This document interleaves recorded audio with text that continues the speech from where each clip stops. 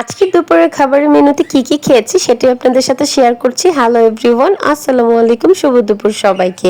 প্রথমে আমি নিয়েছি বাইন মাছ ভুনা দিয়ে। বাইন মাছ বড়গুলো খেতে আমার কাছে অনেক বেশি ভালো লাগে, এটা যদিও ছোট তারপরও খেতে কিন্তু অনেক বেশি মজা হয়েছে। এরপর আমি নিয়েছি মিষ্টি কুমড়ার তরকারি, যেটা আমি রান্না করেছি চিংড়ি মাছ দিয়ে।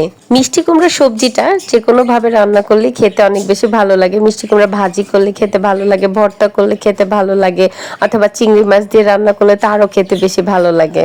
এরপর নিয়েছি আমি আমার সবচেয়ে পছন্দের খাবার গরুর মাংস দিয়ে। আর গরুর মাংসটা আমি ভুনা করি আর ঝোল করে রান্না করি, যেভাবেই করি, সাথে অবশ্যই আলু আর রসুন দিবই।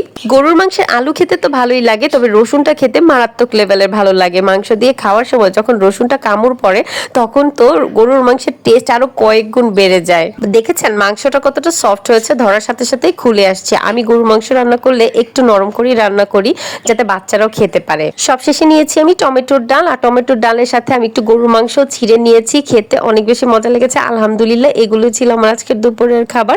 অনেক বেশি মজা মজা করে খেলাম। সবাই ভালো থাকবেন, সুস্থ থাকবেন, আল্লাহ হাফেজ।